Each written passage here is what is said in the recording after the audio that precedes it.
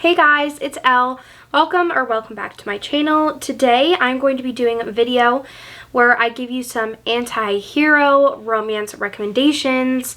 I'm super excited for this video. I really love heroes. I think they are really fun and bring a lot to a book. My definition of an anti-hero is kind of a bad boy. Doesn't want things to go well for the heroine, but also is slowly starting to fall in love with her, and kind of like along the lines of Taylor Swift's anti-hero, like I'm the problem, it's me. But I love these romances. I think they're so much fun, so let's get right into it. The first book I want to talk about is The Hunter by Kerrigan Byrne. I recently listened to this on audio and absolutely fell in love with it. So our hero grew up in basically a prison cell with his mother. His mom was a prostitute, and she ended up dying when he was very young, and he was kind of left on his own.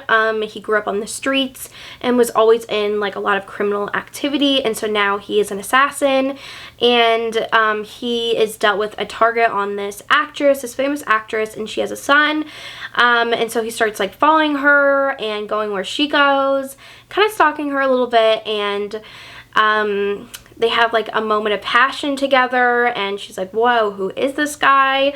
And he kind of realizes, well, like, why should I kill her if I want to, you know, have some spicy times with her? And so he strikes up a deal with her that he won't kill her if they, you know, kind of have like a enemies to benefits thing, and she's like, okay, and so she agrees to it, but it's like consensual, but she wants it too, but she also doesn't want it, like in the way that she's like, this is so degrading, blah blah blah. And so they start forming a relationship, and she has a son, and it's really cute seeing like his relationship with the hero, and just there was a lot of action surrounding her in the whole book with who is the father of her son, and so I just really love this one. It's super action-packed. It is a darker romance, so know that going in. It's pretty dark for a historical romance, but I loved it. I thought there was so much action to it with the darkness to it, and we get to see the couple from the first book in this one, which I love seeing, and I just thought this was so much fun, and I loved the hero and how he had to work through a lot of his emotions and kind of realize that it's okay to be loved and wanted by a woman, and that not everything bad can happen to somebody who he loves. Like, he has a lot of trauma from his mother passing away, and just I really love seeing his connection with the heroine and how she was really the only one who understood him, and I just love that. So this one is so good if you want a really good dark historical romance. The next book I'm going to share with you is Lady Goldian by Callie Reed. So I wanted to include this one on here because both the hero and the heroine are both kind of anti-heroes. I feel like they both doubt themselves, don't really have a lot of confidence in themselves, in their relationship or attraction for each other, because they have been pining after each other for years. So long. This is also like brother's best friend romance. And she has always loved Asa from afar, Nat, and she's always wanted him, but he's always been older and kind of out of reach. And so she ends up getting married, and she doesn't really love the person she's getting married to, but she's like, okay, I'll just get married to him, and then he ends up passing away, and so she's coming back into her small town of Charleston, South Carolina, and she finds out that Asa is getting married, and so she goes to try to stop the wedding, and she's not able to stop it, so it happens anyways. And so this story is set in like the 1930s, but this whole series starts from probably the 1912s to the onward. And this, like the original trilogy of this series, which is her older brother, has time travel in it, but this one is really just about Asa and Nat and their story of second chance angstiness, and she still wants him even though he's married, and he still wants her even though he is married. And I just love this book so much. I love Nat and Asa and how much they love each other, but just like don't know how to finally, like, you know, man up and be like, well, I want you, let's be together kind of thing. And this one does leave off on a cliffhanger, but the second book is coming out in February, so I definitely go check this one out. It is so good. The next book is a sports romance, but I feel like it is a sports romance, but it doesn't have that much sports in it, if that makes sense. So this is a baseball college romance. Hate to love, like friends when they were younger, but now like enemies to lovers.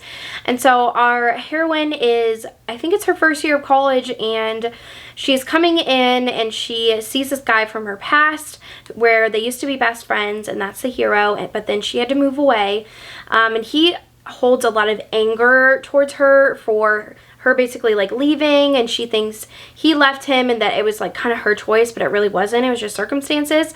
And so now she's in college where he goes to college, and he is kind of bullying her and making her life like a living hell, and she is just so mad at him and just doesn't understand why he hates her so much. And so she ends up starting to date his roommate, and he starts getting really jealous of her and his roommate and getting mad, and it's a little love triangle-y, but it was just so good. It's very angsty, and he has like a ton of anger that he has to work through, and then he just really like blames her for what happened, even though it wasn't her fault.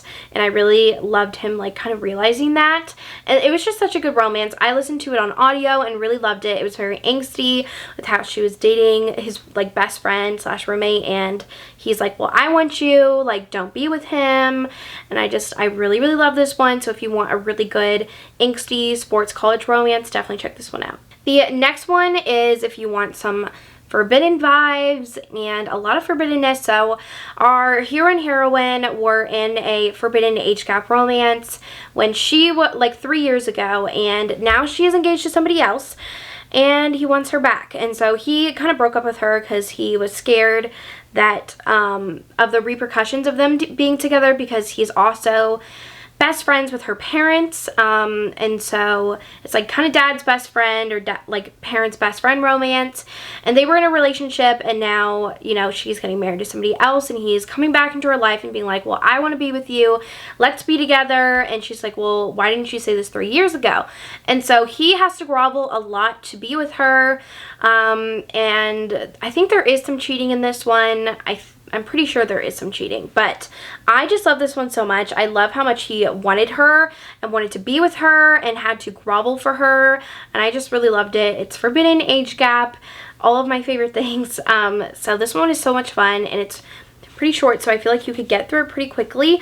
And I just love QB Tyler and her romances. She writes like forbidden and age gap and spice so well. The next book I have to share with you is a historical indie romance, and that's Olivia and the Masked Duke. So this is an age gap forbidden romance, and so our heroine and hero have known each other for a long time, ever since she like fell from a tree and he saved her.